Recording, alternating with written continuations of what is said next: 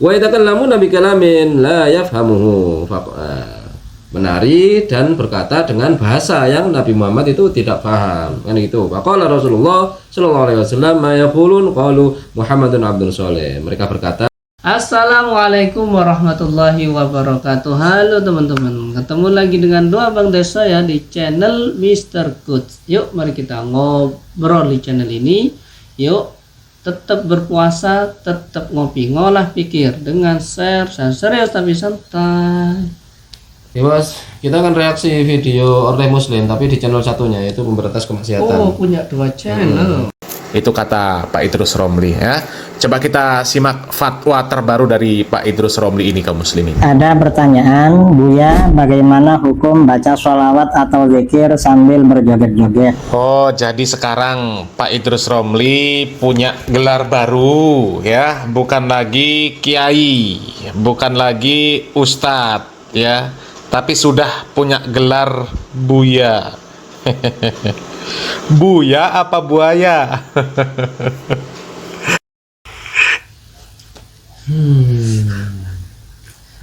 Kenapa jadi kayak gitu Pak? Kenapa Anda ad hominem? Kenapa? Kan terserah orang manggil apa. Kenapa Anda plesetkan jadi buaya? Kalau Anda ngomong buaya harusnya jangan ke Pak Idrus Romli, ke Pak Zainal Abidin tuh.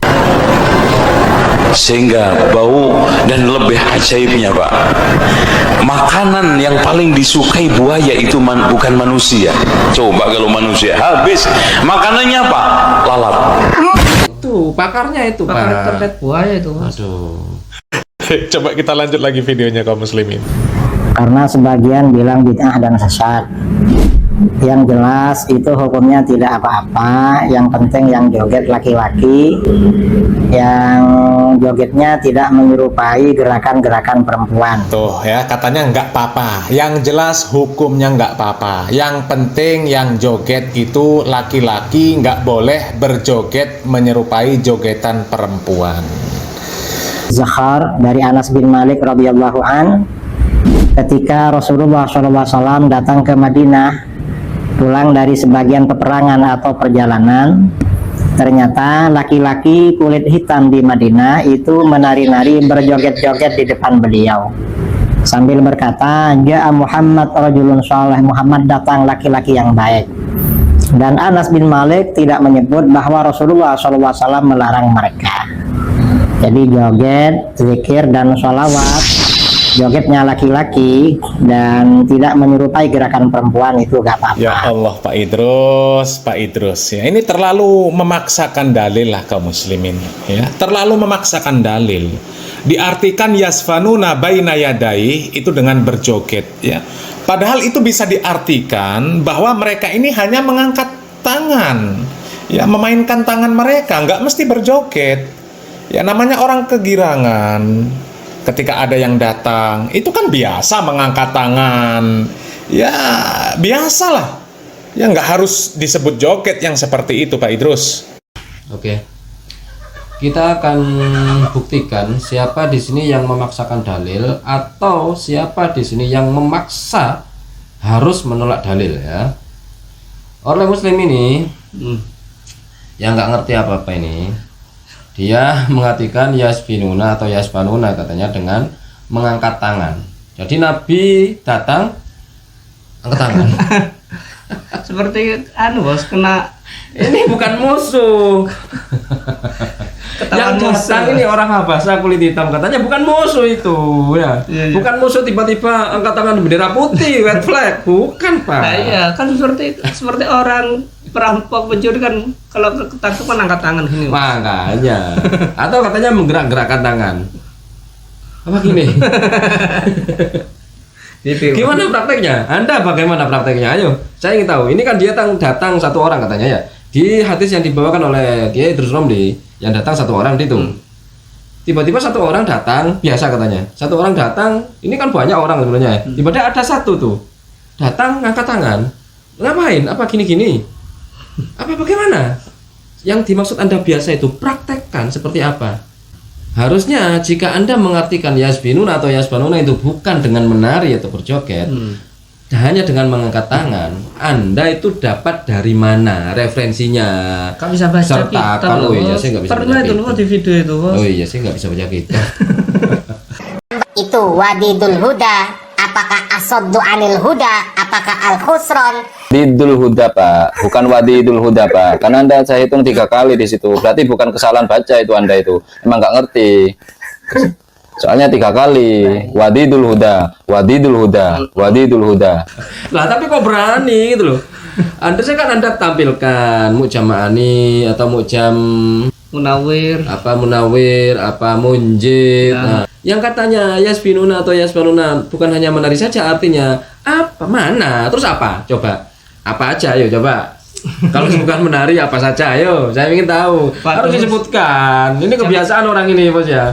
Orang ini memang kebiasaan selalu pamer kebodohan, tapi selalu koar-koar orang-orang aswaja itu rata-rata IQ jongkok. Ini orangnya.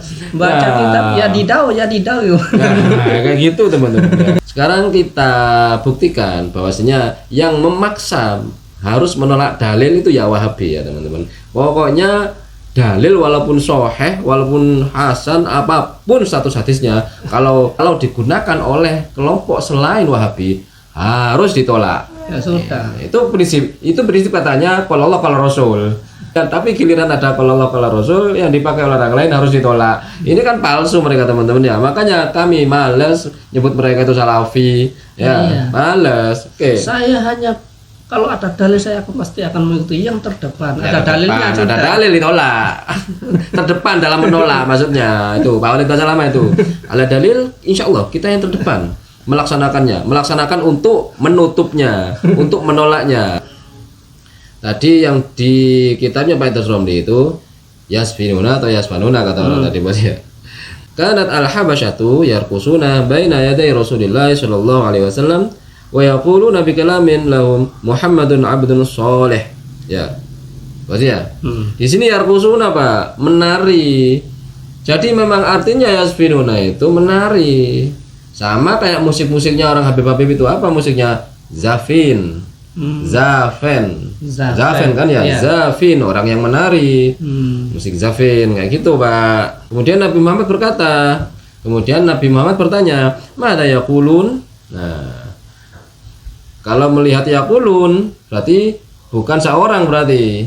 Yang Banyak. berkata ini banyak, Bos ya. Ada waw jamaknya. Ada jamaknya. Fakila innahum yaqulun. Mereka berkata, mereka kan ya, berarti bukan hanya satu tuh. Mereka berkata Muhammadun abdun soleh. Muhammad adalah hamba yang baik, Ya kan Bos ya.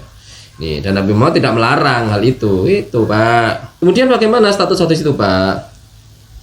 Rawal al-Imam Ahmad wa Ibnu Hibban an Anasin qala kanat al-habasyatu yasfinuna baina yaday Rasulillah sallallahu alaihi wasallam. Ini yang tadi itu, Pak. Ini wayarkusuna, menari, Pak. Wayaquluna Muhammadun abdun soleh faqala Rasulullah sallallahu alaihi wasallam ma yaqulun, tadi mada yaqul, yang ini lafadznya ma yaqul. Qalu yaquluna Muhammadun abdun soleh. Nah, ini Pak ya. Isnadnya adalah sahih ala syarti Muslim, sahih. Kemudian menurut riwayat Ibnu Hibban pada hadis ini anal habasyah kanu yasfinuna baina yadi Rasulillah sallallahu alaihi wasallam, yakni yarkusuna. Ini Pak, Ya. yang dimaksud yasfinun adalah yarkusun, menari, bukan gini-gini. Apa Anda itu? Tari ubur-ubur.